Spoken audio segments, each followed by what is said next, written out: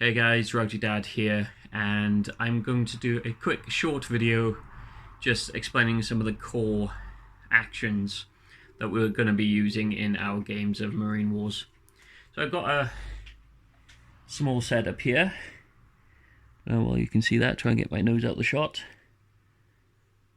Again, occupying Router Jr.'s bedroom. He is in here, he's there. Hey guys!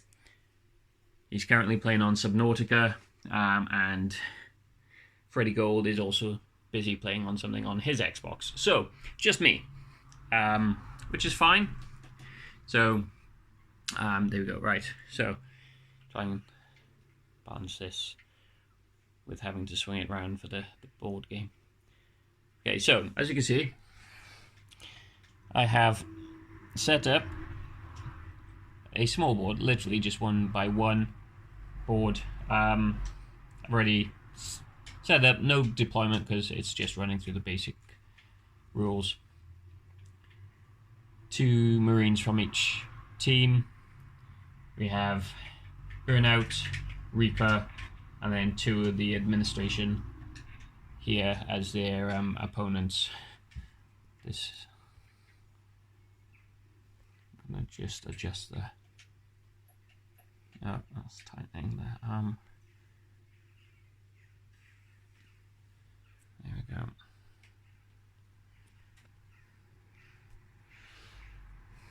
So, how does that look now?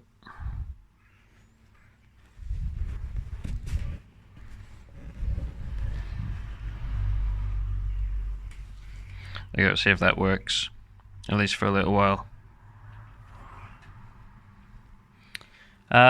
So, it takes it in turns, so I'm going to roll a d6 for the Stalkers, my team. We've rolled a 6, so I doubt the administration is going to beat that. They've got a 1.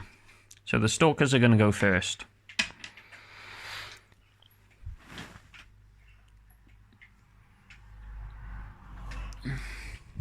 Very bad camera use here, I do apologise. So, the actions available in the game are move, fight, run, interact. I'm going to activate Reaper first, and he is going to simply move his 1, and then he's going to use his other action to shoot at the administration guy here. So, just like in 40k, the weapons have various ranges. The bolters they have 2 levels of fire, long range, short range. Long range is between 4 and 6 grid references, and then short range is 1 to 3. Well, technically 2 to 3. So 1, 2, 3, 4. So he's in long range, he only gets 1 shot. Hits on a 4. There we go, hits him, and now he suffered 1 hit. So that's Reaper done. Now on to Burnout. Burnout is going to make a run action, so that allows him to move twice his move. So that's his move and then again to run. He can't do anything else after that. He can't shoot. So he's just going to use a free action to open the chest. And we have what looks like guns in there. That's going to allow him next turn to fire his weapon twice. So Reaper is activated. Put markers next to them, activated. And that is the Stalker's turn done. Now around to the administration's turn. So this guy here is going to move there. He's going to use the peephole in the wall there to fire at Reaper. Because now Reaper is only 3 away, he gets 2 shots. And any 4s will cause a damage. 6 and a 2, so Reaper has to take a hit. They don't die in this game, they were eliminated. So it's not so much wounds. Imagine it paintball, but with a bit more oomph, in essence. Okay, and then we're going to come down to this guy here. And again, just like Burnout, he's just going to move 1. He doesn't need to run. He's going to open that as a free action. There's ammo in there.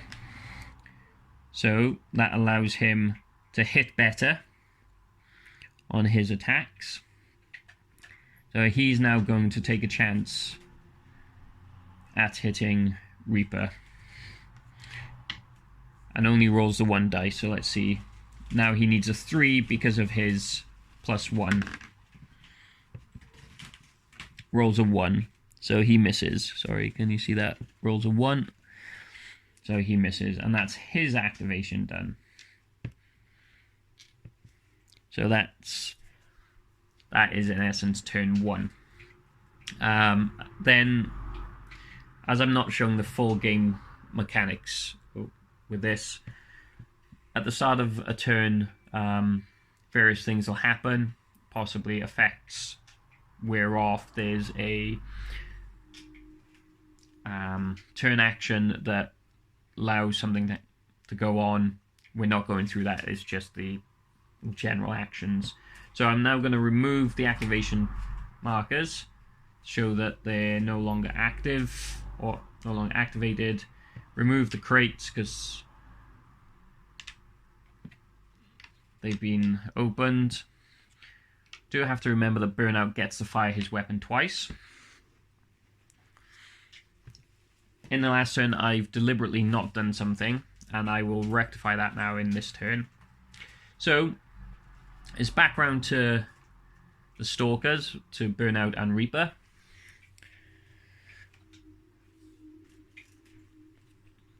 And Burnout is going to go first because of his ability to fire twice. Now, it counts as 1 action to fire his weapon twice. And he's going to shoot at the administration Marine there. He's 4 grids away, so he only gets 1 shot. So he's going to fire as his normal attack. Gets a 5, which is good, because normally he would need a 4. Because he's behind cover and the line of sight passes through the cover, then it improves the hit value by 1. So it goes from a 4 to a 5. Let's move that. So he hits, so he suffers 1 more damage. Now he's going to use his weapon again because of the ammo crate. And a 4. This time, however, doesn't do anything because of him being in cover. Burnout has 1 more action, and he is simply just going to move himself to behind cover there.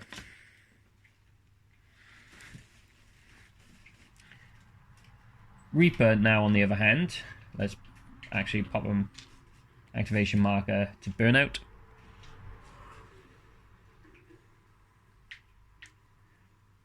Reaper is going to fire at the other administration guy here. There is no barricade to block line of sight because this one doesn't count to Reaper firing. So he gets one shot, and again 4, nope, and he's going to fire his weapon again as a second action. 4 hits him, so he suffers a hit, and that's Reaper activated. Now on to the administration. This guy here, he's going to move forward 1, and then is going to fire a shot at Reaper. And again, only 1, and is hitting on a 5 because of the cover. Hits on a 5. Reaper now has taken 2 hits. 1 more, and that's him eliminated. And now to our other guy, trying to direct the camera. No, that way, is it? Would that be better? This guy, he is going to make a run action. And they're going to go 1, 2. And because he's run, the only other action now he can do is a fight action. And he's going to fight with Reaper. And again, there's no barricade here. So there's no issue with hitting him. So it's just a 4 to hit. A 4. Reaper's hit for a 3rd time, and so is now eliminated from the game. Let's move him up there. And that means that the 2 administration fellas have activated. Now back round to Burnout. Burnout is over here. And Burnout is going to use the opportunity where he is to take a pop shot at him. Again, only 1. And because of the cover being there, it does grant him protection. So we need a 5. Gets a 6. That's his 3rd hit. And now he's eliminated. Burnout's final action is going to be a shot at him. And because there's no cover, hitting on a 4. Again, another 6, so that means he's been hit twice. And then Burnout's already activated. I should have removed the activation markers, but totally forgot. So Burnout has finished his actions. Now the administration guy is going to run.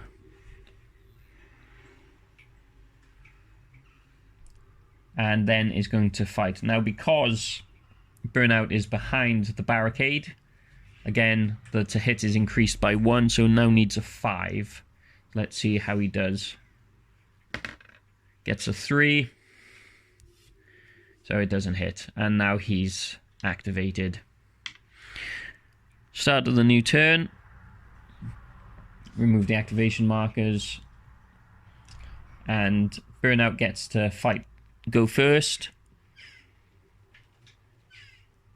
And he's going to fight through the barricade. He needs a 5. Gets a 1. So doesn't. And then he's going to fight again. Gets a 4. And doesn't hit him on either of his attempts. The administration guy, let's add the activation marker to Burnout, is likewise going to just try to fight him through the barricade. 5 to hit, a 2, no, and then a second time, a 4, nothing. So he's activated. Okay, this might be a bit of a slog here, so we'll change things slightly. Let's remove the activation markers. Burnout is then going to move away. Now, the reason he hasn't fired at the administration Marine is because if they are in adjacent zones, you have to fight. You can't shoot at them. So now he's taken a step back. There is the barricade, but he's within 3, so he gets 2 dice, hitting on 5s. A 5 and a 1.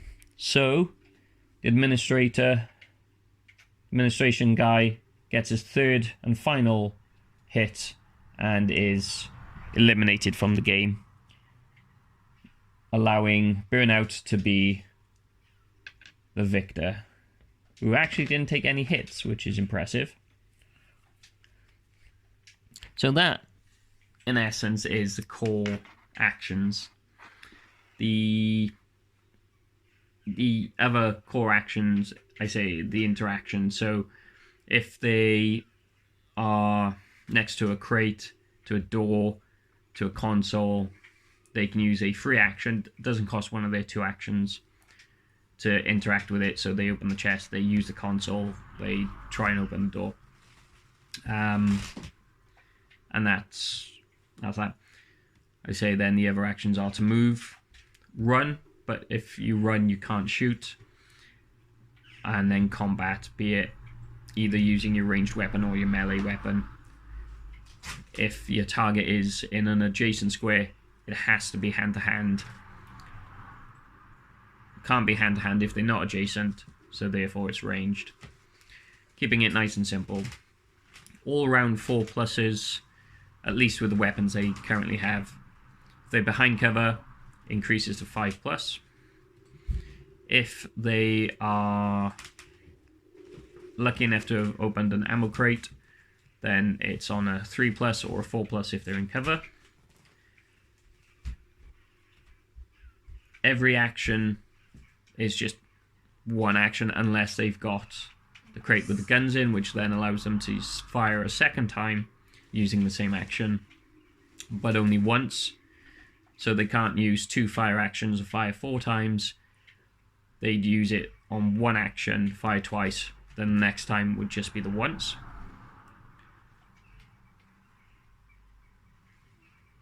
Again, combat, fighting over or through the barricades increases the to hit from 4 to 5. Different weapons will have different hit rates, but that'll be sort of discussed more in later videos.